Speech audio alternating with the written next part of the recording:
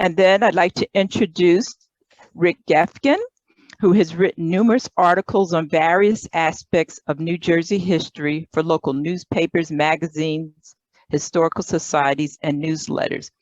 And some of his the books that he has authored include Lost Amusement Parks of the North Jersey Shore, Hidden Histories of Monmouth County, To Preserve and Protect, which are profiles of people who recorded the history and heritage of Monmouth County. And I'm not going to go over all of his accomplishments, because after he does his presentation, we'll give him the opportunity to share some additional information about things that he's been working on. So Rick Geffken, the show is yours. Great. Thanks again, Kay, and hello, everybody. And I have it on good authority that Patricia there has invited us all down to Florida right after this meeting. So the buses will be pulling out of Convention Hall soon. In any event, how are you all? I'm going to now I'm going to share my screen. And Kay, would you be kind enough when it comes up to tell me that you can see the entirety of, hold on a second here, of, yeah, are you seeing a big? Yes, now we can see the full. Terrific. Okay, so hopefully everybody's seeing that. So I would ask you this too, because I'm used to presenting live, except for the last few months, of course, that if you have a question, I prefer to answer it in real time. So if Kay can be so kind as send her a chat through your little button there. And Kay, please feel free to interrupt me. And when Frank has a question, say he wants to ask about whatever it might be. Okay, sounds good. Yeah, and we'll reserve time at the end too. So we'll have as much time as you folks want. So there's the copy of the book cover, and the title of the show, as you see, is something that candidly I did not know. I grew up and went through schools in New Jersey, and no one ever taught me, mentioned that I can ever recall, anything about enslavement in New Jersey. And it was, I don't know, 5 or 8 years ago when I started doing other researches that I kept coming across the topic, and eventually had enough material to start talking about it, because it's a vital topic to our history as a country, not just the Garden State. And so here's the book. And the book, by the way, I chose the title carefully. It's not an academic work, and it's not heavily footnoted. There is a pretty extensive bibliography of sources that I went to. And I wanted to make it readable for all of us to understand this horrendous history that we have. And I think it's very important, clearly, that we address it. More about that later. Okay, so here we go. So I'm going to show you something that I know everybody here has seen multiple times in their lives. And it's this very iconic painting of George Washington and the men crossing at a place called McConkey's Ferry in Pennsylvania. They're in the middle of the Delaware on a night probably not too much different from tonight. It was December 1776. And they're going to land on the Jersey side, go down south a little bit, and confront the British at the very early stages of the Revolutionary War. And although this is apocryphal, because the painter wasn't there when he did this at the mid-19th century, and it's an imaginary view of what it may have looked like. And what are these guys doing? Well, I think you all know. They are self-proclaimed fighting for life, liberty, and the pursuit of happiness, which is really nice to hear. But the question I'm posing is, that's great, but whose life, liberty, and pursuit of happiness? And the answer is white landed plantation owners. That's really what their focus was. But when you look, as I never did as a kid or as a young adult, at this painting, there's something really, really interesting. And that is the man right in front of George Washington. That's a black man. And that's not a made-up thing that the painter decided he would add for a little more accuracy. It's actually based, whether he knew it or not, but I think he did, on a living, breathing person. And here's another image of that person. In the back there, attending to George Washington's horse, is this man. William, and George called him Billy Lee. And Billy Lee, in this French image actually, is attending to his horse. He just set up, as he did every night of the Revolutionary War campaign, George Washington's personal tent. And Billy Lee was George Washington's personal slave, who was bought by George Washington a few years before the Revolution for 61 colonial pounds. And so what does that mean? Well, what it means is, and I use these analogies on purpose, around that time, for that 61 colonial pounds, you could have bought 8 horses or 13 cows. Or if you were a skilled tradesman, a blacksmith or a carpenter or a shipwright or something like that, it would take you the better part of 2 years to try to accumulate that amount of money. And the reason that I put those in is because African Americans in the days of slavery were not thought of as fully embraced human beings. They were thought of as property. And ironically, in this image, George Washington's holding the Declaration of Independence. So that juxtaposition of the George Washington, the founder of our country and all this kind of stuff, slaveholder, although most of us probably knew that, is somewhat jarring, of course. It turns out that all through the Revolutionary War, most of which was fought, I hope you know, in New Jersey, sometimes called the cockpit of the Revolution, Billy Lee was at Washington's side all the time, everywhere, as his personal attendant. He made his meals, made his bed, took care of, obviously, his horse, as you see, and did any and everything that George Washington needed him to do. And they developed an intimacy. Not quite a friendship, because that wouldn't have been something that George Washington would have been able to abide, but they were very, very close. And yet, which is how I should have spelled that word, when Billy Lee at the end of the war met a black woman named Margaret Thomas, fell in love and wanted to marry her, he said to George, "Can I bring her down to Mount Vernon where we're going to retire?" And Washington hesitated. He did not give him permission, which is a staggering thing to think about. Now, the folks down in Mount Vernon say that there's no record of her ever showing up, and it's suggested that perhaps she died before she ever got to Mount Vernon. But Billy Lee did get to Mount Vernon and stayed with the Washington family for the rest of his entire life. And we're going to tell a little bit about that story too. So here's another really nice looking painting, which is probably the furthest thing that could be from the truth, because you have these very well fed and refreshed and healthy looking, well clothed slaves on Mount Vernon. Now, that's not to say that George Washington and his wife Martha might not have been kind from time to time for individual slaves, but the vast majority of slaves that worked for them were certainly not treated and did not look like this historically. And you might be surprised at this number. There were over 300 slaves in Mount Vernon by the time the founder of our country, the father of our country, dies in 1799 after he was president. And even more surprising is in his last will and testament, he only freed Billy Lee. Now, that's somewhat tempered by the fact that he couldn't free all of them, no matter what might have been in his heart. And apparently there's some indication that George Washington did understand through Billy Lee, his I'll say friend for the purpose of this, that there was something wrong with slavery. But still, he only freed one man. Now, part of the reason for that is that Martha, in this picture here, was previously married. She was married to a guy named Daniel Custis. And when he died, she inherited his slaves. And by law, in those days, those are called dower slaves. She brought those slaves into the marriage with George. So he couldn't have freed them under the law in the late 18th century, even had he wanted to. Now, in this other image, you have George and Martha. Those are her 2 natural grandchildren. They're Custis grandchildren, who George later adopted. And way in the back on the right, there's another image of Billy Lee.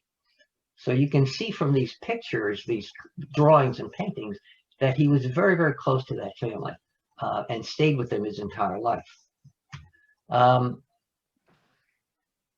Martha brought that number of slaves into that second marriage. And Martha was no charmer either, because in her last will and testament, she saw fit to free one of her enslaved people. So 315 at least people were not manumitted by the Washington family. Now, Martha Custis Washington, this is going to startle you when you read, and I'm going to show you a picture of her when she was a very young woman. And that statement is emblematic of the way, not just Martha, but many, many people, the landed gentry, if you will, felt about their enslaved people. And the, audacity of that statement is, why would she expect enslaved people to be grateful? You're controlling their lives. You're not letting them do anything other than what you want them to do. So why would they be grateful? And as an example of that, she owned a woman named Ona, or Oni Judge.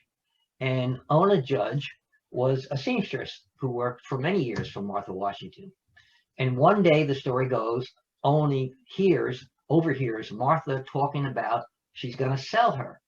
And her supposition, Ona's, had always been that when Martha died, she would be manumitted in her will.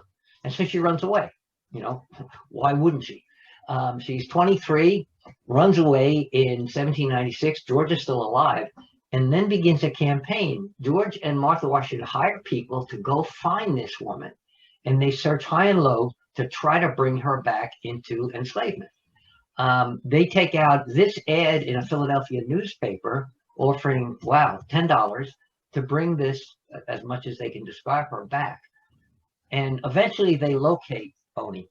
And she negotiates, or tries to negotiate, her freedom with them through an intermediary. And what actually happens is, after years of looking for her, when she approaches them through this intermediary and says, listen, I'll come back, but I want some document that's going to free me at some point. George Washington refused to negotiate with this woman. And his reason was it would reward unfaithfulness. And what he's talking about there is the attitude that many of these folks had, that, oh my God, if she comes back and I reward her somehow, other slaves are going to hear this and I'll have chaos here. So let that sink in a while about the father of our country. The good news for Oni is that she never went back to them, thank God. Lived out her life in New Hampshire, married, and for another 50 years or more, lived as a free woman. Again, people that everyone knows, some of these stories are very surprising. So there's another person, and I'm using some famous people first before I get into the meat of what I want to talk about tonight. You know this guy very well. You may not have seen that image, but you certainly know that name. And to popular imagination, William Penn is this benevolent Quaker. He's a guy that is friendly with the Lenape Indians. He's buying land, and he's just doing all these marvelous things. Founds the city of brotherly love, Pennsylvania, etc., etc. Except that, you may not know, he was also a slaveholder. And there's a story that is very involved here in Monmouth County about him and slavery. So you know this part. You might not know that at one point he owned all of what became New Jersey, with a syndicate of other men, some of whom were Quakers, by the way, as he was. They bought our original province, then a colony, which was separated to East and West Jersey. And at one point, William Penn owned all of our state. And one of his friends was a guy over here that owned an iron mill in Tinton Falls, a guy named Lewis Morris. And in Lewis Morris's 1691 last will and testament, he bequeaths a slave man named Yaff to William Penn. And so the backstory is this. They were friends, the Morrises and the Penns, and because William Penn was a businessman, he had left Pennsylvania, went back to London. And in an effort to urge him to come back, because like-minded people of the same social class wanted to hang out with each other, basically. In his will, Lewis Morris says, I'll give you this guy Yaff if you return. And Lewis Morris rather never sees William Penn again because he dies the next year. But in 1699, it turns out William Penn does come back to the colonies, and Lewis Morris's nephew, who takes over his huge estate of 6,000 acres in Tinton Falls, presents Yaff to William Penn. Now, it turns out we know a lot about Yaff, believe it or not. We believe that he was born in Africa, Senegambia maybe, got to Barbados, where Lewis Morris, the original Lewis Morris, had a huge sugarcane plantation. And Lewis Morris brings up at least 60 of his enslaved people working on the plantation, including Yaff, his personal servant, he called him, to Tinton Falls in the about 1676. When William Penn returns to the colonies, the nephew, William Morris, presents Yaff to William Penn. And he goes over to Philadelphia, and he's living as Penn's slave. He goes up to a place called Penn Manor, which was Penn's kind of country estate up in the north of Philadelphia on the Delaware. You can go there today, by the way. It's a museum. And he works and lives there for William Penn. And a few years later, Penn goes back to England. And then we have a letter from Penn. He writes back to his secretary, a guy named James Logan in Philadelphia, and he says, hey, I'm over here. I'm going to free Yaff. He's been with me for 4 years now. Good guy. I'm going to let him have his freedom. And William Penn in London, as he's writing this letter, says, and oh, by the way, I'll pay Yaff the ship passage if he wants to go back to the colonies. Now, this past April, I was all set to go to England with some friends, specifically to find out what happened to Yaff. The last we know of Yaff is living in a little town called Deal. That's right. The Deal in Monmouth County is named after Deal in England, which is on the mouth of the Thames. And I think that Yaff would have no reason, except if he had a wife and kids, and we have no record of that, to want to come back to a place he'd been enslaved. I think the man probably stayed and prospered in England. And I say that because he was clever. William Penn talks about what a great guy he is. He obviously speaks more than one language. He speaks English very well. He's met many of the founding families of the Americas. And Penn says he's a great husbandman, good with animals. He's a farmer, and he's a clever guy. So I think he probably would have said, I'm going to stay here and create a new life. So maybe if I get to England post-pandemic, I'll find out what happened to Yaff. So it's a really remarkable story on a lot of levels. So I gave you some background of famous people, but I didn't tell you yet where and when slavery actually began in New Jersey. And Frank D'Alessandro will probably know this, but since he's a guy that spent a lot of time like I did in Jersey City, he's going to find some things out if he doesn't know. So the earliest records of slavery in New Jersey are with these guys, and they're Dutch. And as you probably know, at one point, the Dutch owned what they called New Netherlands, which included New York and New Jersey. Manhattan they called New Amsterdam.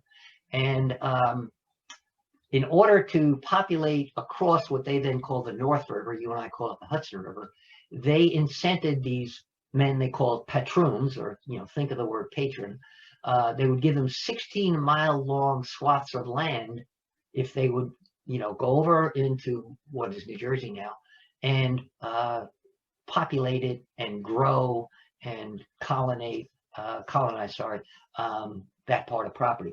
So, where is this place, Bergen Neck? So here's an old map. And if you look here, I hope my arrow's working. Right here on the very far right, that's the Battery down in Manhattan, which was to the Dutch New Amsterdam. And across the North River, they called it, right here, and I know Frank knows this, at a place that is now called Bergen Square, is the original town, little tiny town of Bergen. Now, it turns out that that town square, which is still very obvious when you're in that part of Jersey City today, is about 3 blocks from where I went to college in St. Peter's. And of course, I knew back then nothing about this. And so Bergen Neck is this whole peninsula, which is today's Jersey City and down to Bayonne. And not only that, between the Hackensack and the Passaic rivers, if you look here, if you cran your neck a little bit, they call that back in those days, the English actually called it New Barbados.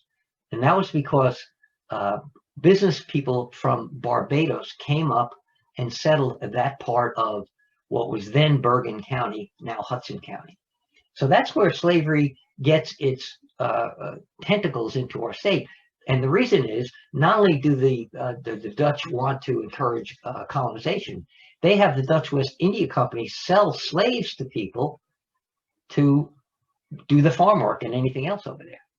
So that's the very, very beginning in the very early days of the 17th century. And then these guys show up, and you know those guys. That's Berkeley and Carteret, because it turns out that in 1664, the English come in, they take over. They rename everything, frankly, and now they are in charge. And as part of the founding document of New Jersey, they issue what they called the Concession and Agreement of the Lords Proprietor, them. And in that document, in order to bring people from England over, they gave white people 300 acres of land per person, per wife, per child. And also, baked in to our first document, they gave anybody who brought a slave in another 75 acres. So they're encouraging slavery. And why are they doing this? Well, they're doing it because they're responding to their patron, the Duke of York. The Duke of York, James, later becomes James II of England. But a few years before the English take over, actually in 1616, James, Duke of York, the king's brother, King Charles' brother, creates a company of which he's the principal stockholder called the Royal African Company. And you can see from the company logo there, there's two African men and an elephant. And that company was constituted in England specifically to bring down, to have ships go down the coast of Africa to trade in goods, and no surprise, right? People. And so what this company starts to do is take enslaved Africans into originally the Caribbean, which is where a lot of the English colonies started, specifically Barbados, and then they migrate up over the years up into what are the 13 original colonies. The Royal African Company lasted about 80 years, and you might be surprised to find out that the entree port for slaves in New Jersey was Perth Amboy. That's where they were offloading slaves into New Jersey. So you got the Dutch up north in Bergen County, what is now Hudson County, creating slavery and that whole enterprise.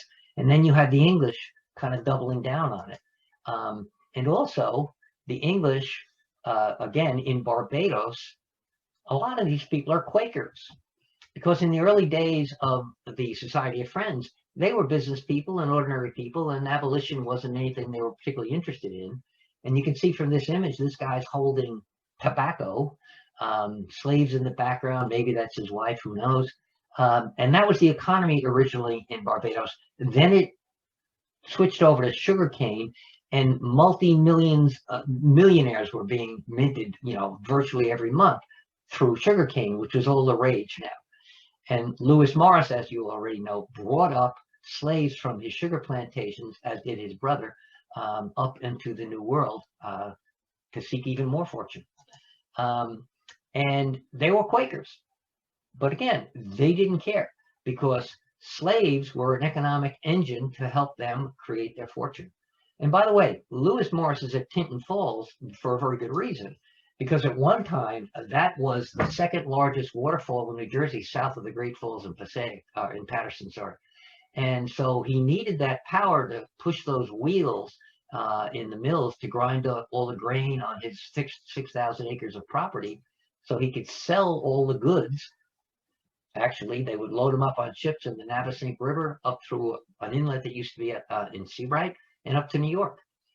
And so the slaves that were working at Tinton Falls and elsewhere, and by the way, Lewis Morris was the largest single slaveholder in East Jersey in these days, are making fantastic fortunes for these people. So by the 17th, turn into the 18th century, slavery is well established, not only in North and South, middle of New Jersey, where we are, but also everywhere else. And I'll give you some examples of that. So one of the first official censuses of New Jersey, you can see here, 1737. We don't even have 21 counties yet. There's about 43,500 white people. This column, Negroes and other slaves, aka Native American Lenapes, okay, number about 4,000. And that represents, at that early third decade of the 18th century, about 8% of the total population. And this makes white slaveholders really, really nervous. Okay, so slaves are propagating, and on the surface you would say, well, isn't that a good thing? You're getting free labor by women having children, sometimes, as you well know, by the fathers. The fathers were the slaveholders themselves. Except that the white slaveholders getting really nervous because there are slave rebellions all over the place. Why wouldn't there be? In fact, a couple of years later, in 1741, there's a huge slave outbreak and rebellion in New York City, an organized rebellion where the slaves are going to burn down the town, as you already know, named after the Duke of York, and they get caught and horrendously dealt with, hanged and quartered and burned at the stake and all kinds of things. It's always happening, by the way, in the Caribbean too, where slaves are rebelling all the time, notably in Jamaica, English colony. You know about the Haitian Revolution, I'm sure. And so the white population in New Jersey, especially, which has deep roots in the Caribbean, still trading with all these people down there, they're really worried all the time, as well they should be. And by the way, by about 1800 or so, the population of slavery peaks in New Jersey, gets to about 10%. And so white slave masters are always looking over their shoulder, thinking that something bad's going to happen to them, which sometimes it did, and I would say sometimes it should have. But before we get into that a little bit, we'll talk also about where in the western part of our state, slavery has a foothold very early on. And it's got to do, again, with Quakers. And this particular guy, William Trent, makes a ton of money from the Caribbean. He's trading people and goods and all kinds of things. And he decides he wants a country estate. So what he does is he builds this house here on what is then called the Falls of the Delaware, on the eastern side of that river, right there. And this area becomes developed as known as Trentstown. He lives in that house. It's kind of like a country estate. And so it evolves eventually to Trenton. He uses slaves that he has to power these water mills on the Crossroads Creek over there, and becomes even richer. Enter this man. And this man, this is an image of the nephew, Lewis Morris. And it turns out that when Lewis Morris inherits the Tinton Falls estate, and not a very nice guy by all the legal trouble that we know that he was in, he rises, if you will, through the political ranks and gets appointed in 1738 to be the first royal colonial governor of New Jersey by the Queen. And he's 1738 he's appointed, and he decides a few years later that he's going to move the seat of his government over to Trentstown or Trenton. But he's got a problem. Where's he going to live? Now, William Trent dies, and his house right there gets sold. So what we know is that Lewis Morris in 1742, here's a copy of it, he writes a letter to the then owner of the home, a guy named Thomas. He was the governor of Pennsylvania. And he says, listen, I want to move over there. Remember that house you showed me? Well, I want to rent that house from you. But my wife, Isabella, is saying to me that she wants you to build a kitchen out in the back. And the reason they did that was twofold. And by the way, it's facetious here, to lodge their servants. Those are slaves. He's going to bring slaves from Tinton Falls to Trentstown. And, Isabella is going to have none of that because she's not having slaves live in the house, A. And B, in colonial times, you would build an outbuilding for fear of fire where you have your kitchen. So they do that, and he moves in a couple of months after he writes this letter. And there's that house today. Some of you may have been there. I've spoken there a few times. It's called the Trent House Museum. It's that house there. And a couple of years ago, a guy from Monmouth University that I know you all know, Dr. Richard Veit, archaeologist, now a dean there, started conducting excavations on the grounds, looking for, among other things, the foundations perhaps of that kitchen long gone. And I happened to go over there a couple years ago and was there and took this picture. Now, I don't know whether or not that's the foundation of the kitchen, to be determined. But the interesting thing there would be that if slaves were living in, we know they were, in that kitchen area, then they may have left artifacts, religious tokens, or anything that might help us identify the ancestry of these people. Slaves are always leaving behind tokens and, you know, all kinds of things. So to be determined, we might one day find out more. And, you know, although it's late in the century, maybe some of those slaves had come from Africa through Barbados and up. We don't know that, but that remains to be seen. You go a couple of miles north of Trenton, and Princeton's got its own sad stories about slavery. And it's got to do with a very famous family that you know, the Stockton family, and William Penn once again. Richard Stockton buys in the early part of the 18th century huge acreage from William Penn in what is now Princeton. And he has a lot of slaves that he uses to build his family fortune. And they're agriculturally based, you know, landowners. Here's a little bit later image of Princeton. You might know this as Nassau Street, okay, right there. And Richard Stockton's son, John Stockton, is one of the founders of that place, which is Princeton University. It was originally called the College of New Jersey. They moved it from Elizabeth down to Princeton. And John becomes one of the very first graduates of that school. And John also, and then his son, named after the original Richard Stockton, this guy, does a few things that are really interesting. He builds Morven, and Morven that I've been to, and I'll bet some of you have, is down the street a little bit in Princeton, and it's got orchards and all kinds of plantation stuff. And Richard Stockton's got a lot of slaves that are helping him live the lifestyle he wants. There's an old image of that. To Morven's credit today, it's a museum. They've done a really nice exhibit talking about the enslaved folks that were there for the years. So that's Richard. Now, this Richard Stockton in the picture fights against the British in the Revolutionary War, as it turns out. He gets captured, and he dies in a prison camp, a prison ship actually, in New York City in 1781. Now, before that happened, and he's a slaveholder fighting for life, liberty, and the pursuit of happiness, like 38 other of these guys, he signs a Declaration of Independence, because these men don't see any problem with this, because they're talking about independence and freedom for white people. And so they don't consider slaves people. So it's easy for them to you know, have all these wonderful catchphrases about life, liberty, and the pursuit of happiness. But then something really amazing happens, and it shows me, and it will you, the contradiction of the way these people in the early days of our state thought. And it's got to do with this woman.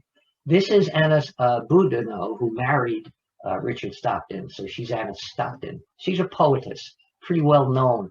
And she is, now that Richard dies after 1781, she's in charge of Morven and all the slaves. And one day something remarkable happens, which I'll let you read. Yes, one of her slave women dies in childbirth, and Anna's had young children. So she wet nursed this young boy, Marcus Marsh, who grows up to be her enslaved attendant, and she, to her credit, later frees him. So this contradictory way of white slaveholders, at one hand, ignoring and treating slaves improperly as less than human, and then you have this. And there's a lot of stories, not just in New Jersey, about this this kind of thing that is happening in the early days of our state. So I just gave you a little view of what the landed gentry, the really powerful people thought in New Jersey about slavery. But it didn't take too long for people like us, middle-class people, to embrace the idea. And these two men do something that is hair-raising. On your left there is an image, is an image of this guy, Charles Morgan. Now, it says he lived, and he did, he had a plantation, a sugarcane plantation in Point Coupee, Louisiana, a little bit north of Baton Rouge. But he's really from a place you know, Morgan, New Jersey. Okay, he's from that family. And the other guy is his brother-in-law, Judge Jacob Van Wickle, Middlesex County magistrate. What's happening in 1818 when they concoct this scheme I'm going to tell you about is the value of a slave in New Jersey is diminishing rapidly, because in 1804 we pass a law in New Jersey called the Act for the Gradual Abolition of Slavery, and it says that you have to free people born after that year after a certain number of years. So slave owners realize that their property, these people, are becoming worth less. At the same time, the Southern economy based on cotton and tobacco and sugarcane is booming, and they're dying to have labor. So these two guys come up with a scheme that is beyond belief. And I have the word slave in quotations because of what they did. And so what they do is something that they were very familiar with. Here's an earlier newspaper article talking about Charles' father, and therefore Jacob's father-in-law, a guy who fought against the British too, James Morgan. And you can read this thing. He's a slave catcher, if you will. One of his little side gigs is he decides that if he can come across escaped slaves, in this case a mulatto, right, a mixed race person, and get him back to his owner, he'll probably get rewarded. And he does that. So the Morgan family, who, and that place is named after them up there, knew a lot about slavery and were bound and determined to profit from it.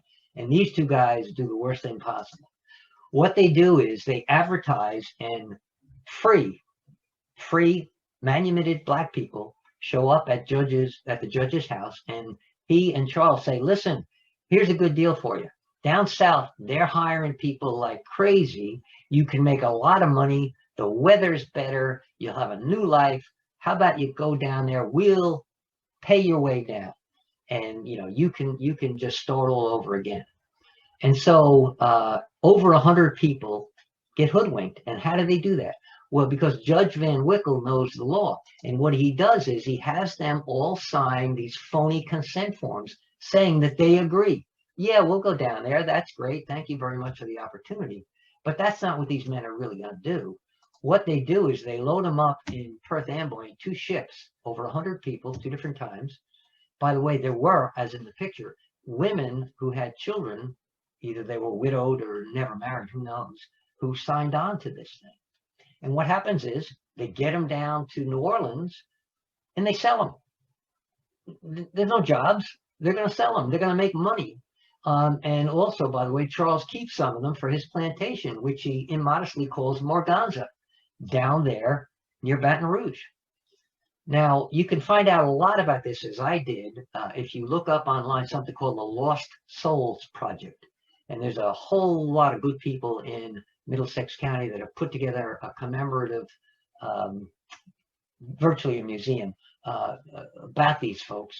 And some of them, and I know them, have traced their DNA that they're related to some of these New Jersey Negroes, as they were called, who get sold against their will, unbeknownst to them, into slavery down south. Now, as far as we know, none of them made it back to New Jersey. There's no record of that. And because it's early, it's unlikely that any of the adults lived to see abolition, although maybe some of the children did. But there's been some DNA studies lately that have proven that there are people, African Americans in Mississippi and Louisiana, who are related to existing living New Jersey folks. Just a horrendous story. I found out a lot about this, by the way, from one of the Morgan family descendants who was very willing and open to share some of these family stories with me. Although it had been publicized over the years. I had never seen it. But here's one of the many newspaper articles over the years which talked about this incident. Oh, by the way, Charles and his brother-in-law Jacob get indicted, brought before the court, and would I surprise you to tell you that they suffered no penalty? They got away with it. They made money, kidnapped people, and basically got a slap on the wrist. So at this point, you can see 30 or 40 years into slavery in New Jersey, it's commonplace, and people are going to do what they can get away with, and these guys did. So far, I've kind of talked about white people and the people that they owned, but I was fortunate enough to find out about these folks. So I'm going to give you a different perspective. Charles and Hannah Reeves. And that's Charles Reeves, and you might recognize him. He's on the cover of the book, too. Charles Reeves was born enslaved in Middletown, New Jersey in 1820. As a matter of fact, he was born and enslaved to the man, David Williamson, who owned that house. And that house is on Newman Springs Road, and I must have passed it 1,000 times because it's 2 blocks from where my kids went to grammar school in Homedale. It's now Homedale, but at the time it was Middletown. I had no idea, like most of us don't, how close slavery was to us. As he grows up, he meets a woman named Hannah Van Cleef, somewhat younger than him. And Hannah Van Cleef, although we have not proved this yet, we suspect, those of us who have looked into this, that she may have been either a sister, but maybe even the daughter of a woman named Elizabeth Van Cleef, who lived enslaved and then manumitted at that house. And that house is the Taylor Butler House on Kings Highway in Middletown. Now, you'll see too by their names that Reeves is a name derived from an English family. So perhaps Charles, one of his ancestors, was owned by an English family. And Hannah Van Cleef, very clearly, that's a Dutch name. And it is a good example of slavery in New Jersey. You have English and Dutch slaveholders. So what happens? It turns out that 2 laws, at the very least, affect these people's lives very, very dramatically. And the first one is one I mentioned briefly, called the Act for the Gradual Abolition of Slavery in 1804. And that law says that any child born to an enslaved woman after July 4th that year, the male child has to serve as a slave for 25 years and a female for 21. So if you do a little math here, around, if we have their birth dates right, around 1845, Charles Reeves by law would have been manumitted. And Hannah around 1850, 1851, depending on her actual birth date. And we know that that is likely what happened to influence their lives because of this. That's their birth certificate that one of their descendants gave them. And they got married in the Homedale Baptist Church in 1850. So their family and I believe that it's directly related to the fact that now they're free, and so they decide to get married. And they, in that house that Hannah is standing in front of, raised 11 children there. And that's nothing less than a slave shack. And that story is that that shack was owned by a guy named Crawford. Some of you know Crawford's Corners Road, right? The Crawfords were big slaveholders, but they were also fairly along the abolition trail, if you will. And George Crawford liked Charles Reeves, who began to work for him after Charles was manumitted. And so they rolled literally on logs at that house from, it was at where CBA is now, on that property, over to a piece of land on Middletown Lincroft Road, and didn't quite give it to them. He leased it to them. So in effect, Charles Reeves spent until his death as a tenant farmer, but he had a house at least for what it was worth, with a dirt floor, and they raised 11 children in that house. And that house was extant till about 1971.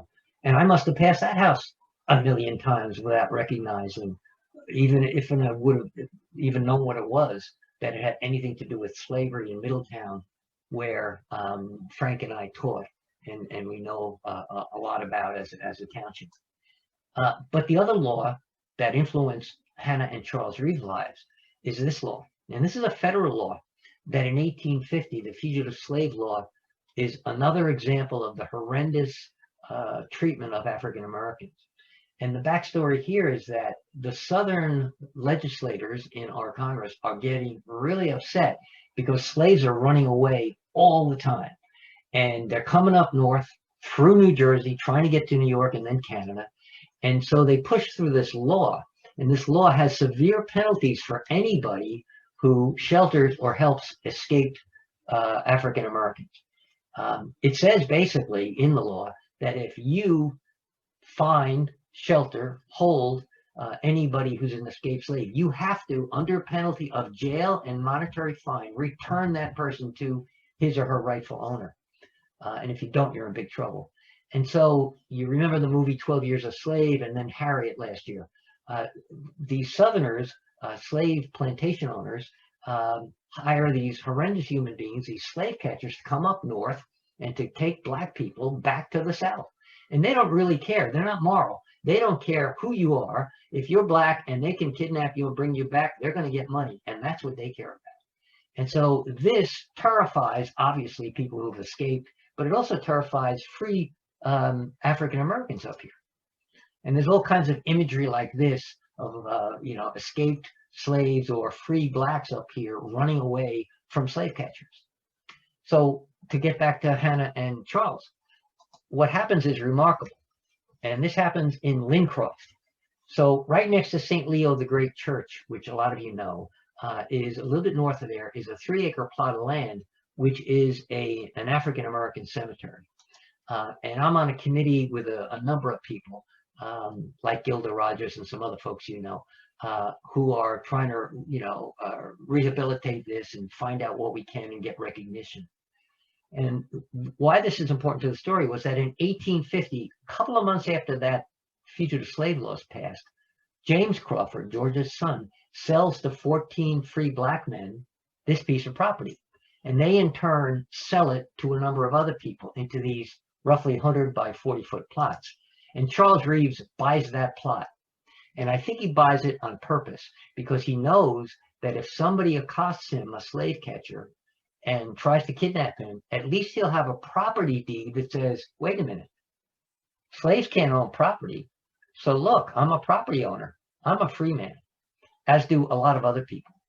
Now, that historic graveyard, one of the earliest, although not the earliest, African-American graveyard in Monmouth County and the state as well, part of a cleanup committee that we did in the fall. That's the plot of land that Charles, and this is Charles' grave, and that's Hannah's grave,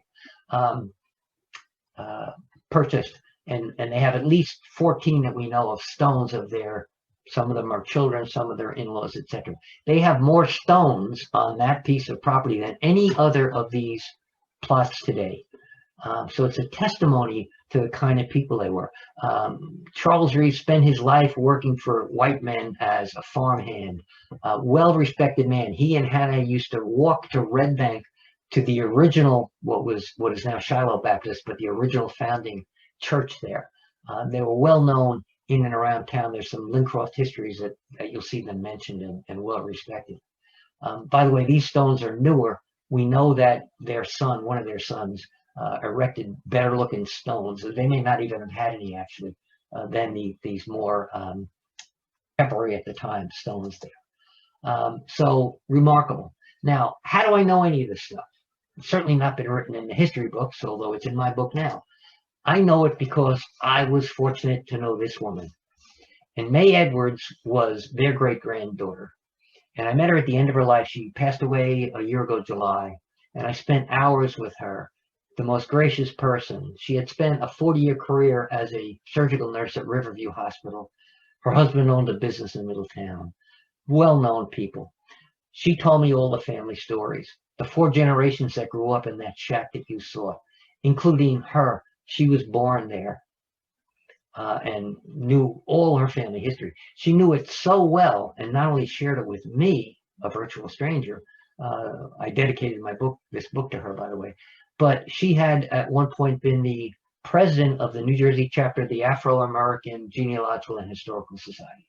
And what she alerted me to was that something that this white man never understood. Not only did I not know there was anything about slavery in New Jersey, I assumed incorrectly that black people don't know their heritage, right? You know, you've been bought and sold and moved, and how could you know it? And of course I'm wrong. And many people on this call, including Kay, know very well their family heritage. And May knew hers really, really well. And I spent a lot of really nice time with her discussing these issues. And luckily, although she didn't know who this man was, I found out that through marriage, her husband was a third cousin to one of the leading intellectuals in our country, a guy whose name you're going to recognize, Ta-Nehisi Coates, is her cousin. And although she didn't know who that was when I found that out for her, her granddaughters knew, and were really, really pleased for that. And so over the generations from Charles and Hannah, this is a remarkable success story of a family that's prospered and done well. And they lived mostly in Lincroft and Middletown all their lives through those generations. So it's a really, really cool story. How did New Jersey approach abolition? And again, I'm giving you, little vignettes here of what's in the book.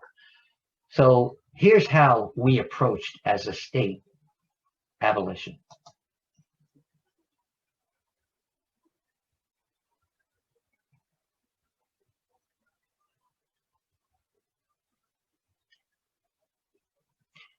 It's agonizing to find out what we did. So I'm just going to illustrate a couple of things just to show you. Remember, slavery is pretty firmly entrenched by the 1670s everywhere in New Jersey. By 1714, as slavery and slaves are coming in more and more, white people are getting really nervous. And so they start creating these series of laws that are horrendous. And among other things in these laws like this one, a black person, an enslaved black person, had to have a pass if they were off their master's property. And they sometimes were. Somebody would say, hey, go into town and get something or do this. But they had to have a pass. And if they didn't, any white person could take them, beat them, even kill them with no penalty. But mostly they would just beat them and bring them back because they get a reward. That's in this act. As are all kinds of other things like, don't treat these people how to read and write. Oh, by the way, why don't you want to do that? Well, if you teach them how to read and write and they read the Bible, oh my God, they're going to find out that everybody's supposed to be equal. We can't have that. So it's a horrible law. And it does something even worse. It says, because there were some people that thought that they wanted to free their slaves, they said, well, okay, you could do that, but you have to give the state 200 pounds if you do that, and then you have to give us 20 pounds every year that person that you freed lives. So in today's money, that's $38,000 to free somebody, and $3,800 every year that they live after that. And so there's two things here that you have to understand. The first is nobody's going to do that. $38,000 in those days is beyond most people. And so they're not going to free anybody. And secondly, the facetiousness of this is it's assuming, the authorities are assuming that black people can't support themselves as free people, which is ludicrous because they had done everything that the white people didn't want to do. They were shipwrights and carpenters and blacksmiths and everything else, cooks, and of course they could support themselves. But this is a way that you suppress people. And so, it's a ridiculous law. It's so ridiculous that it gets repealed. So you fast forward, you already know about this one. Women born after July 4th that year, children, have to serve 21 years in slavery, and men, like Charles Reeves, had to spend 25 more years in slavery. That's a third of a person's life back in those days, if not more. So it's this gradual, this painful evolution toward what should have been done from day one, obviously. 1844 comes along. We have a state constitution, and we decide that we're going to be enlightened, and we say all men are free and independent. Kind of echoes the Declaration of Independence, right? Except that the people who've got an economic interest in keeping black people enslaved even though there are fewer and fewer in these days, owing to the 1804 Act, they're not about to sign on for this. And so what they do is they bring this to the state Supreme Court, and the state Supreme Court says a year later, oh, we didn't really mean that. We meant white men. We don't mean women.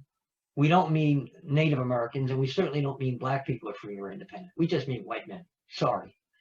Well, okay, the state takes another whack at it. A couple years later, New Jersey says, we got it right. Now we know. We're really, really serious this time. We're going to abolish slavery. You know what they do?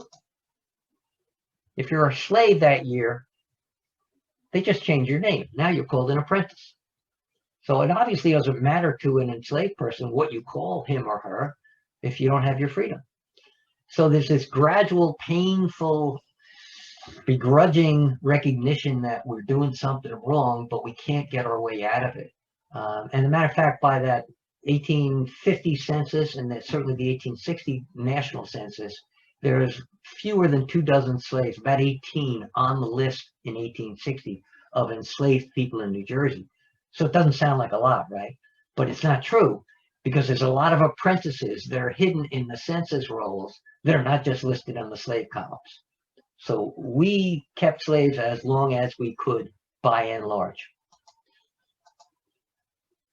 You've seen many images like this. You know, slaves were running away all the time. As a matter of fact, in the Revolutionary War period, documented thousands of slaves ran away because the British said to them, if you come fight on our side in this little pesky rebellion here, we're gonna let you go free as soon as we win this thing. Well, that didn't work out so good for the British. It also didn't work out so good for the black people that came and fought for them. And a matter of fact, the British at the end of the war, and George Washington opposed it, by the way, sent about 3,000 black people by ship out of New York up to Nova Scotia in Canada. And the reason Washington opposed it was he said, hey, look, we won the war. We want our slaves back. So, you know, hair-raising stories. But as you would suspect, over time develops what became known as the Underground Railroad. And historically, slaves coming from south of us, Maryland, Delaware, Virginia, wherever, would come up the east, or I should say the western side, paralleling the Delaware River, until they got about mid-state, where it gets thinner. They would cross over, all the while staying at safe houses and, you know, with people that sheltered them, until they could get maybe to Staten Island, maybe to New York, and then up north where they've got a chance at a free life. And of course, this brings us to the most famous conductor of the Underground Railroad of all, who you know very well. Although she is not a native person from New Jersey, she's got pretty strong roots in New Jersey, which I'll tell you about. So that's also not her name, by the way, because she's really born Araminta Ross. And later on in her life, she takes her mother's first name and marries a man named Tubman, a black man in Maryland. And that's Harriet Tubman that we know, of course.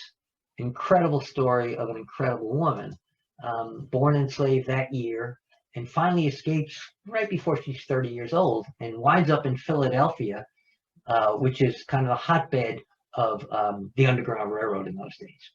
And she runs into a guy that she works with, and he's portrayed in the film, if you saw her film last year, that I want to talk about before I get back to Harriet. And this is, I think, one of the most remarkable stories of all in New Jersey history. It's a family called Still. Actually Steele, but it became Still. And it's Levin and his wife Charity Still, who were born enslaved in Maryland. Levin hears about the 1804 Act up in New Jersey, and he says, I guess, honey, I'm going to get up there and I'll be free, and then gradually I'll send for you and the kids, and, you know, we'll escape slavery. And so he does that. He gets up here. And unfortunately, some circumstances came about where his entire family wasn't able to make it up. But a number of the kids did. They had 10 kids. A number of the kids did. And these people, their children, as they became adults, became very, very famous. And the first, maybe, famous of the Stills is James Still. And he was considered and called the Doctor of the Pines down in the Pineland area of New Jersey, Burlington County, basically. He opens up a medical practice. He's a herbalist. White and black people come to him. He's renowned throughout the area. There's a book here that you could read about him. You wouldn't be surprised to find out that the white medical establishment refused to recognize him as a physician because, of course, he hadn't been trained in the white schools, but a remarkable man.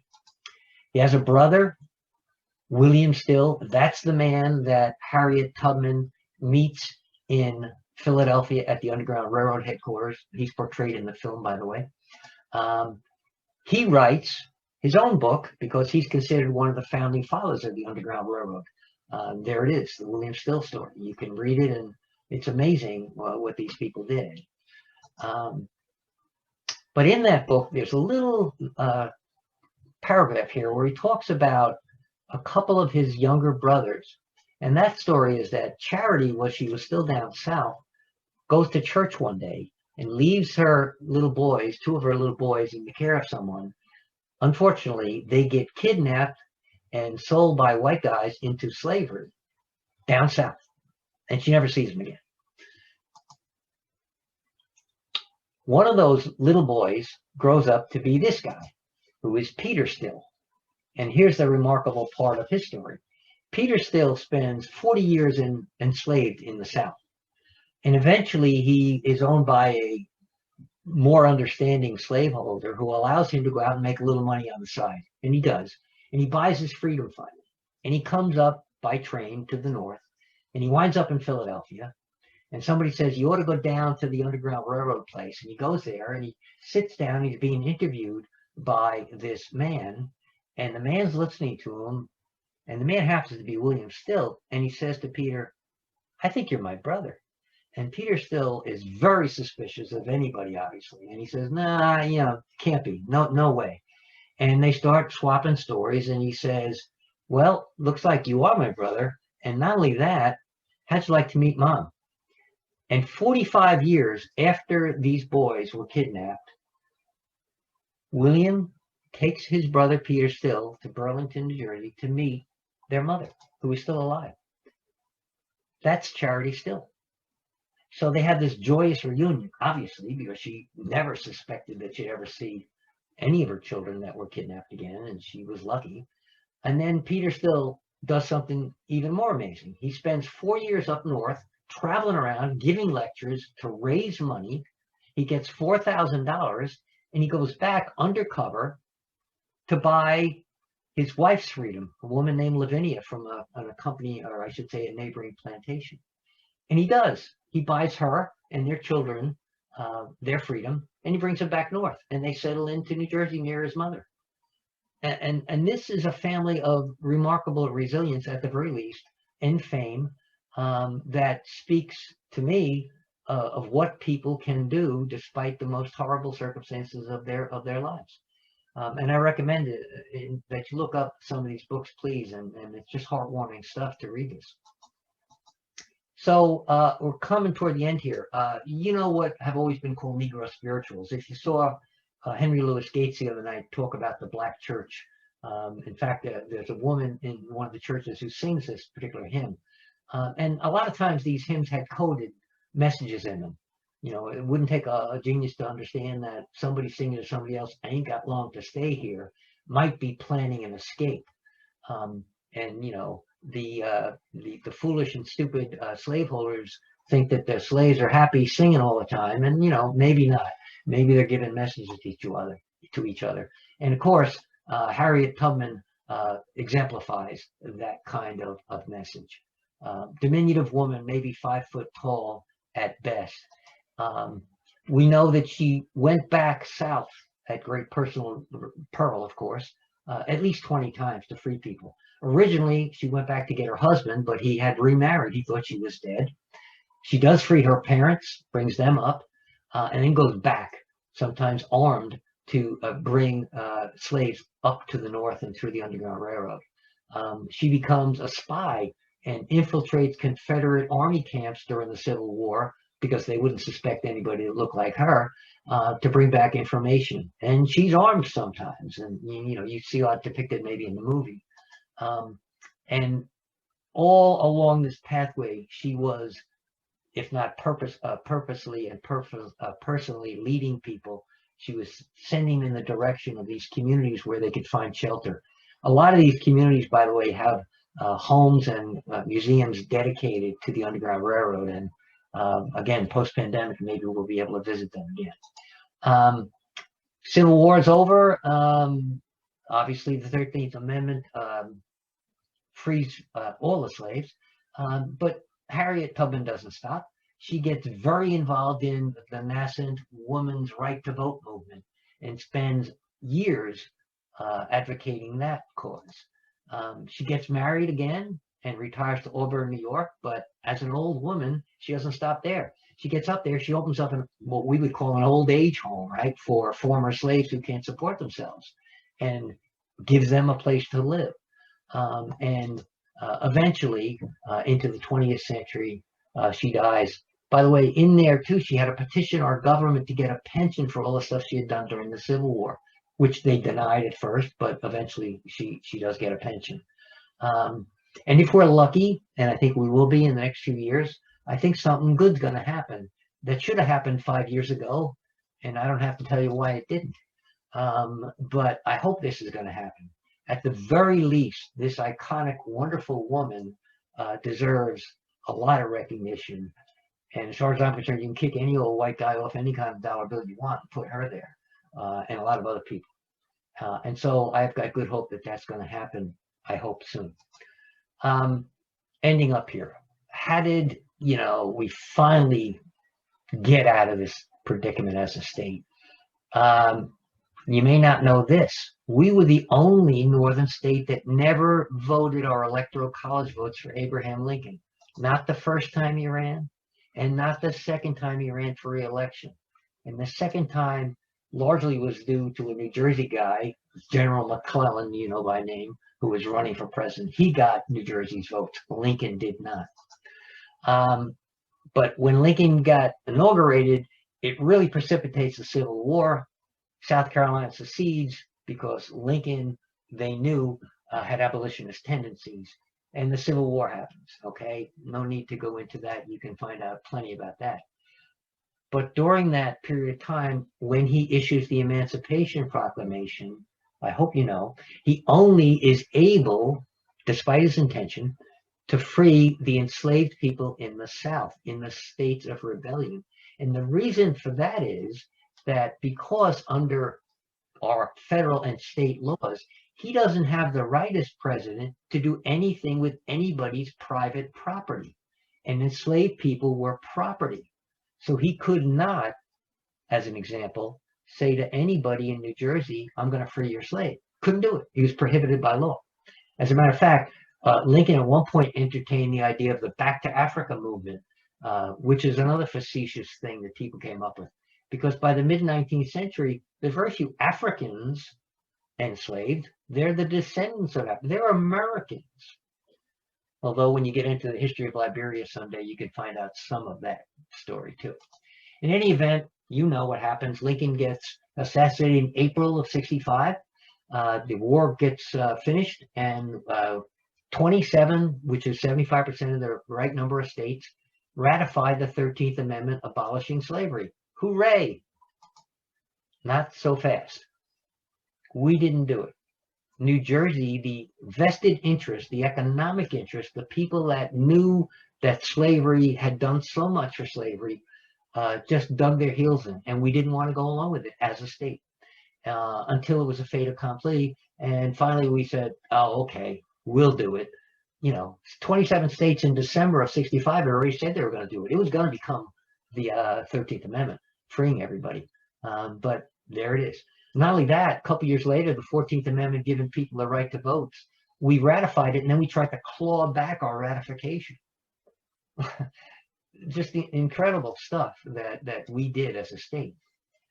You fast forward another 150 years, finally, our state legislature decides to apologize for this horrible treatment of Black people. And that's all nice and good. And it reads really well. It's a big document. You can go online and read it. But there's something missing. As Henry Louis Gates pointed out the other night, the word reparation is involved in the word repair. and we owe repair to the people that built this country. It's pretty clear to anybody that knows anything that without black people, enslaved black people, we don't have a country. Blood, sweat, and tears, and created this country, and we owe black people a lot of stuff. So I am happy to endorse any reparations, and I think we're going to see them. You know, maybe about Georgetown University, a Jesuit school, who, when they discovered in their sorry history that they had sold slaves to keep the university going, they, through student funds, by the way, now are awarding scholarships to the descendants of some of those slaves. Out in New Jersey at the Princeton Theological Seminary, not related, by the way, to the university, they are also granting scholarships to children who were descendants of the slaves that they owned. So there's a movement in this direction, and it'll be really interesting over the next several years to see what we do, and we have to come to grips with this very sorry history that we have. Last thing before I open up to questions, I am part of, with a guy named, I think you know, Dr. Walter Grayson from Monmouth University. He and I are heading up a project in New Jersey that came out of actually John Jay in New York. A couple of professors up there started what they called originally the New York Slavery Records Index. And it's this free online database of all the records to do with slavery that anybody can find. Ship records and slave owner records and manumission records and family stories and anything. And so Walter and I are heading up the New Jersey section of it. And it's since, and by the way, there's the URL if you want to look at this remarkable, easy to search document database. We've now changed the name to the New England Slavery Records Index because every New England state, and they were also all slaveholding states, including New Jersey, is now part of this effort. And it'll be multi-years, and I think it's going to be wonderful. I know there will be people that will be able to go here and find their ancestors, white or black, and sometimes both. And we think it's going to really, really do a lot toward bringing this to the fore. And it's free. So researchers, historians, and anybody interested, if you look up that URL, you'll be able to do some searches. And by the way, because New York and New Jersey were so historically aligned, some of you who are New Jersey residents might even find that you've got folks there in that New York database. Little plug here, if you know any databases concerning anything to do with slavery, please get a hold of me via email, and I want to know about that. So with that, I'm going to shut up now, Kay. That's the book. There you see Charles Reeves on the cover. That's not Hannah, by the way. That's an unidentified Black woman painting. It's a beautiful painting, actually. That's at the Monmouth County Historic Association in Freehold. Nobody quite knows who she was. But there's my email address. So if you want a book, I'll sign it, dedicate it. Send me an email, rickg0817@yahoo, and I will let you know how to do that. Kay, if you want to let people you can either read chat questions, or if you want to open up mics, I'm fine with that too. I would say everyone is welcome. I'm inviting everyone to take their PCs off of mute and just join in if you have any comments, questions you would like to make. And I know you're New Jersey people like Lorraine, and I know Lorraine's going to say something. I am right now. I'm first. Thank you. Thank you so much. I've missed you before, but I got you this time. And I have a question, of course. Of course. Because of COVID, something that should have opened up last spring was delayed. Do you know anything about I don't know if it's going to be called a cultural center, a house that commemorates Harriet Tubman's time in Cape May? Have you heard anything about that? Not specifically. I was in touch with their historic society several months ago, actually, and I think it's on hold. I'm not quite sure, but I would suggest, Lorraine, why don't you kind of Google Cape May Historical Society, And there may, Okay. I think they're sponsoring it, but they'll certainly know one way or another, but I don't. Okay. Okay, you're forgiven. Let's see if I can think of something else. We do have one question here. Yes.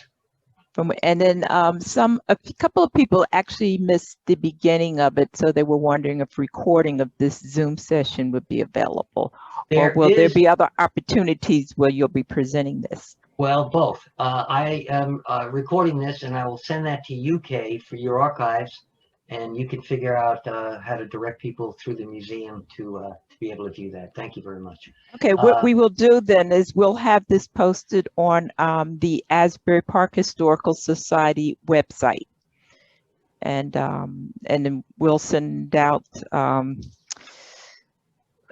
And also, if anyone wants to follow up with the Historical Society, just so that, you know, because we have other events that will be coming up down the road, I would like to refer you to our website. And that's how you can contact us if you'd like to be a member. Then this way we can just send an e-blast to you whenever there's something going on. And we also have a newsletter that we publish a few times a year. So we would really like to keep in touch with everybody. We had a great showing today. So, and we Kay, I assume some of these folks are not members. How would they become a member of the society? Oh, if they can go to our website, which is APHistoricalsociety.org, and then when they get to the site, then they can click on membership, like how to become a member. And you could do it online. That's really like the easiest way of doing it, just going online. You can also mail, become a member. I'm clicking on it right now. You can also mail it in. There's a form on our website as well. And our physical address is 508 4th Avenue, Asbury Park on 4th Avenue. But the easiest way is to go online, because then you can just do it through PayPal. And Kay, can I ask you two things? Could you send out a chat to everybody with, you know, your website address and also my email? And by the way, folks, I don't pretend to know everything about this topic. And I've learned a lot, and specifically added 12 pages of bibliography, because there's a lot of Black scholars and white scholars that have been writing about this topic for years that I've just discovered, and I would recommend you do that. And you know, you've all got stories and questions and stuff that I don't know. So please, by all means, feel free to contact me by email. I love to hear and learn new things, and I'll just incorporate it. I steal stuff from Lorraine all the time, and I put it in my next lecture, so it's pretty easy to do. Okay, and I'm putting his email address in the chat right now. And I imagine everybody who participated tonight probably received some email that was sent out, or either a flyer. So any of those forms of communication that was sent out also includes Rick's information, his contact information there as well. And Carol Ann, I have a feeling you're going to want to say something. I did, but I put it in chat. First of all, I think the information that you gathered is phenomenal, as somebody else said in chat. I just wondered, how long did it take you to find this information? So that's a great question, Carolyn. And I would candidly tell you, this was not my intention in life to write a book about slavery, A, because I never knew anything about it. But, I don't know, 5 or 8 years ago when I retired from kind of real work, I started researching, because I'm a member of any number of societies, historical topics in New Jersey. And I kept coming across stories of slavery. And I went, what? And so I started to accumulate a lot of material. And actually, I kid Lorraine, but it might have been her. But at one of my talks about Quakers and slavery, at least Lorraine and some other folks said, you should write a book. And I went, I don't know. But I couldn't not write it, because I just wound up accumulating all this information. And so I committed myself to writing it. Took about a year, and found out even more. And trust me, these little vignettes in the book are just snapshots of a deep and troublesome history You know, look up the Still family. You want to feel good one day, read about the Still family. That's inspirational. I actually, when I was working for AT&T Bell Laboratories, there was a member of the Still family that was employed there as well. They are a phenomenal family of accomplishments.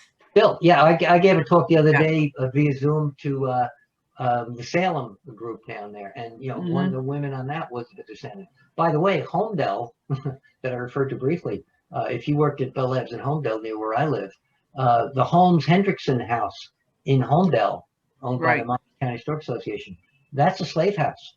There's documents that I know, and a lot of people do. There's a lot of slaves because they owned hundreds of acres in what was then called, believe it or not, Pleasant Valley.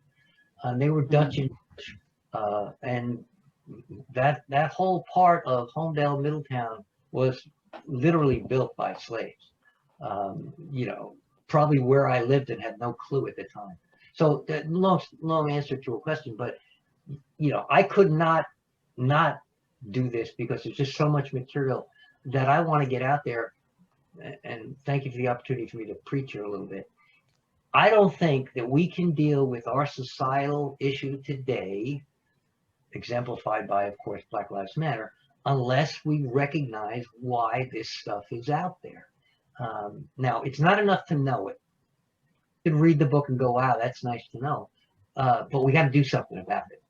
And, you know, I know Kay Harris is doing something about it, and I know Lorraine Stone's doing something about it at the T. Thomas Fortune Foundation in Red Bank, and a lot of people. And that's what we have to do, I think, folks. We have to acknowledge this. I was talking to Burgett today at Brookdale about what are called Truth and Reconciliation Councils. That's something we need to do. They did it in South Africa. We ought to be able to do it in New Jersey to come to grips with this, to make this a better place to live. I totally agree with you. End of preach. Sorry. Yeah, no, I totally agree with you. And acknowledging it is the first step, I think, in recognizing. And in regards to reparations, my belief is reparations should start with schooling or education. Because just like Princeton and other schools, Georgetown University, the Episcopal Diocese, which is I'm a member of, also has slaves. You know, in New Jersey, yeah. You're not going to find, and I say this cautiously, you're not going to find many institutions and well-to-do people in the history of our state that weren't involved in slavery one way or another. Right. I started a project a couple of years ago before I wrote the book with the Shrewsbury, the borough of Shrewsbury School. They have a little, it's a grammar school, it's K-8. And I went in with their 6th grade history teacher, and we taught a module on slavery. Now, if you know, and you do, the borough of Shrewsbury, it's a pretty white town and pretty well-to-do town. Mm-hmm. And I wanted to make sure that these, and there were African-American children there too in that class. I wanted to make sure that these white kids understood that where they were living and going to school at the historic Four Corners there on 35 and Sycamore Avenue is deeply involved in slavery. And the hope there for me and in other schools that I talk to is that that acknowledgement in a young generation who maybe will avoid some of what we all had to grow up with will change things. I mean, I know it will actually. So yeah, thank you for those comments. Hey, Rick, I have one suggestion. If you just want to remove your screen share at this point, and then this is where everyone will have more of a view of the rest of the participants. That's great. Okay. It's a good looking group, by the way. Any other comments? Yes.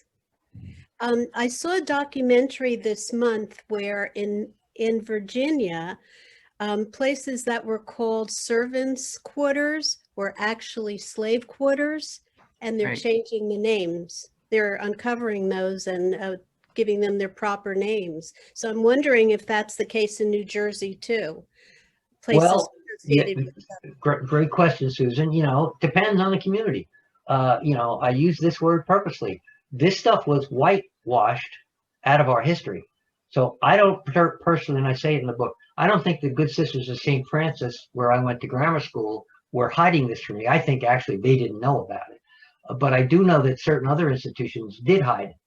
When I did the research into Jersey City in the Dutch era, found a book that was written in 1920, published by a big bank up there, all about the history of wonderful Jersey City. There is not one word of slavery, or anything like it in this book that purports to talk about Jersey City, where it began.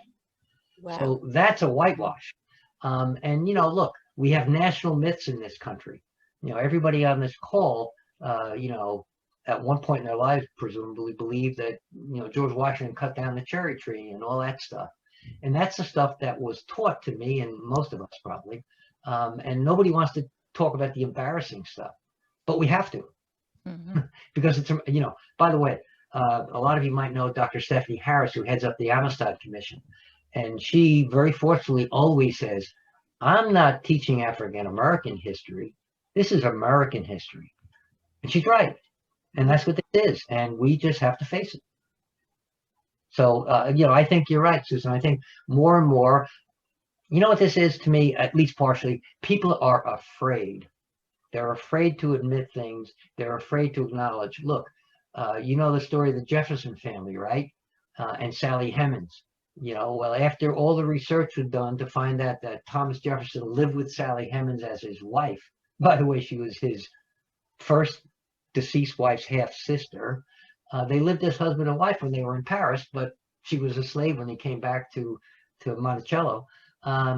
When all of that got revealed in 20 years ago, there was a reunion of the white and black Jefferson descendants, but not all of them wanted to go.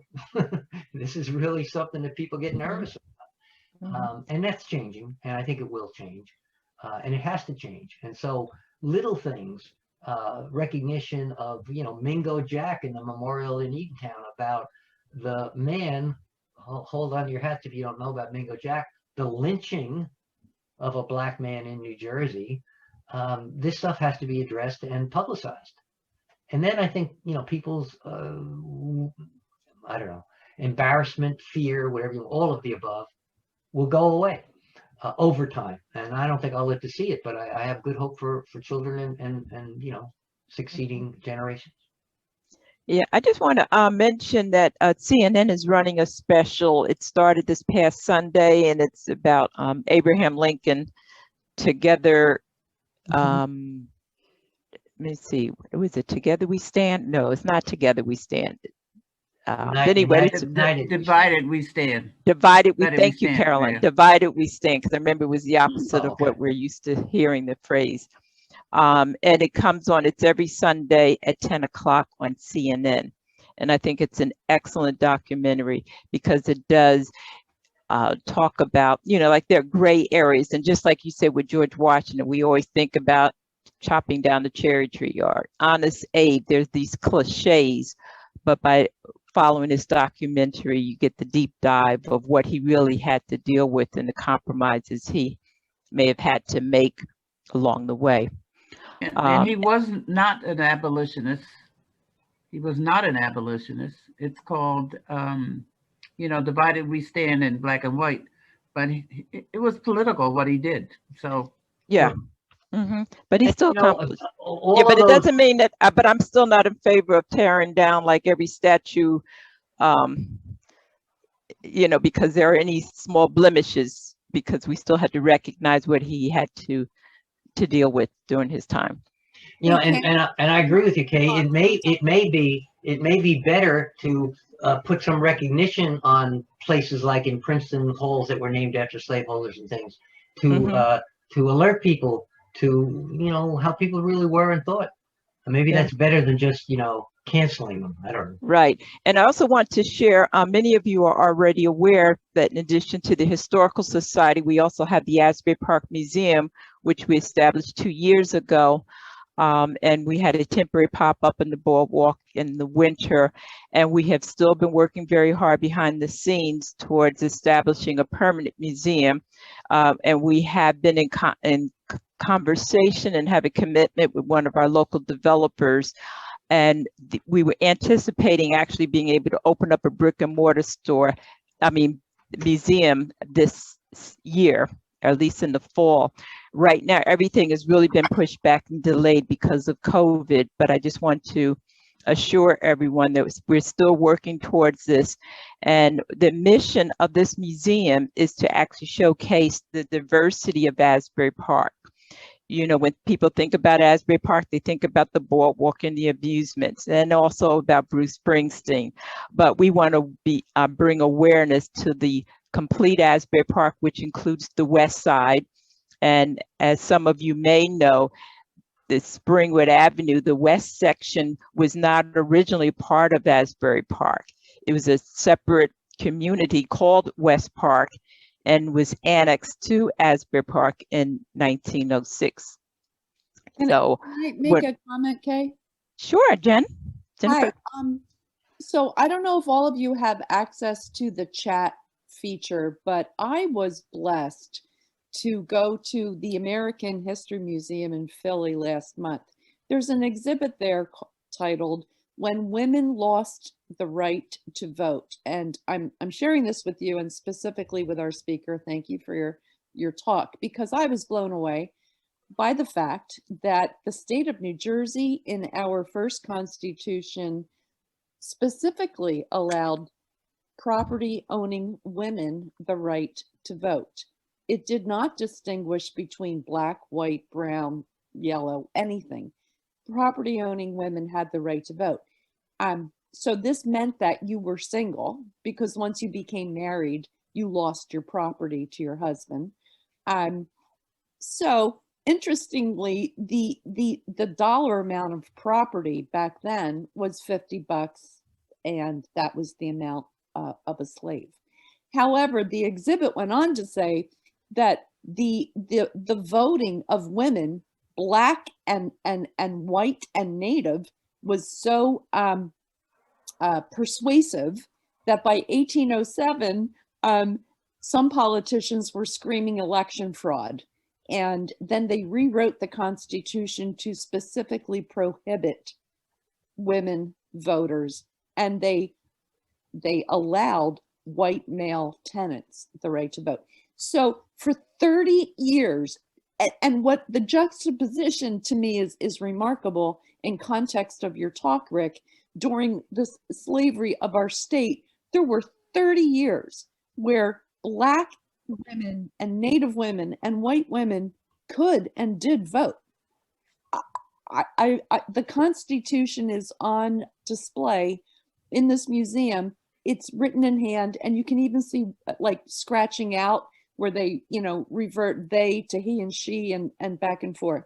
So it's just a little bit of history that I know that I was never taught, and I find it just simply remarkable that we had a brief moment in time. It's absolutely true, and they've got records of that, and there's more coming out. And you know what happened, of course?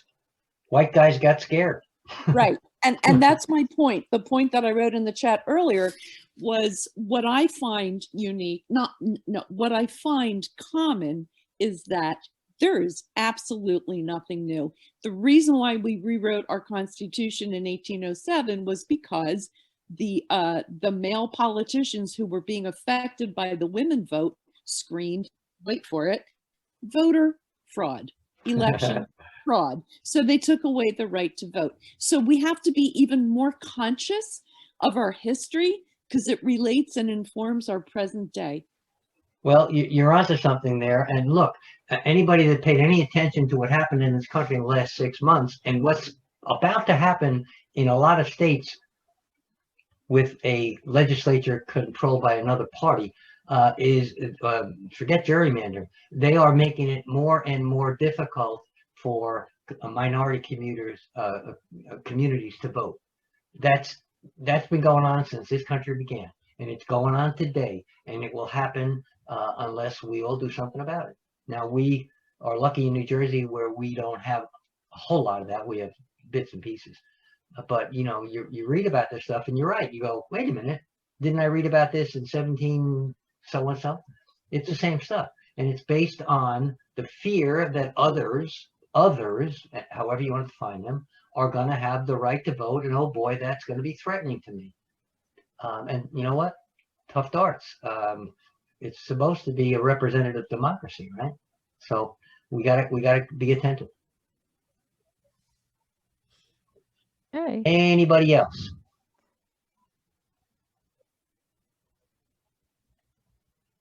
Any other comments? Okay. So if not, we just want to thank everybody so much for your participation. And again, try to keep in touch with us by referring to our website. And if nothing else, if you just want to send an email to us, so we have your email address, but if you want to sign up to become a member, in fact, and there's Susan Skokas, you can see her face right there. Susan, wave your hand. Susan, raise your hand. Okay, that's our membership chair. And we'd love for you just to be a member, just to support our organization, and also so you can just keep involved and aware of what we're doing. And we actually look forward to you guys helping us to accomplish these things. We can't do it alone. And we have a number of different committees. We have a membership committee, grants committee, events and fundraising committee. And so if you go to our website, let us know how you can assist us. And we're hoping that even though we will be in this pandemic situation for several more months, perhaps for the rest of the year, I think it's going to ease up. We will continue to do things virtually like we're doing now. And remember, this is the 150th anniversary of the founding of Asbury Park. So we can still have some virtual meetings with the different committees to plan different activities that we can do. So hopefully, at least by the fall, we might be able to do some things in person. And so that's your way of, then if you can identify yourselves to us, we can reach out and start getting these committees working and moving. Any other board members? Jim, any comments? Or Susan? I have one. Go ahead, I think Susan. it was great, Oh. Rick. I appreciate very much. It was really interesting. I'm looking forward to reading the book. And thanks everybody for joining us tonight. I think Kay did a wonderful job putting this together. And it was very, very interesting. And everybody, thanks for joining us. And please join us for more events and become members of the society. We're looking forward to being able to work with everybody and make everybody happy with what we do. Thanks again. Okay, Susan. Good news. We just got 2 new benefactors. Oh, awesome. I'm so Very excited. nice. John Grant and Charlie and Pam Horner. Okay, great. Thank you. Okay. So we're excited about that. Okay. All right. So at that, if there's no other comments, I'm gonna let everybody go so they can, we have, get to whatever else you need to do at home. Maybe some of you even hadn't had dinner yet. So thank you so much. And we're looking forward to, and Adrian, it was really nice seeing you. Adrian, Yes. Hey. Oh. it really is you. Hi, Lorraine. Good night, And all. thank you, Phyllis, for night. joining us. My Bye. girl Phyllis, also from Florida. Yay! All right. Look, Good night, everyone. Adrian. Show up. Kay, I'll send you the recording tomorrow and you'll have it. Okay. Thanks Okay. very much. Thank you. And we'll Bye. have that on our website. Great. Good night, everyone. Good Good night. night. Bye. Okay.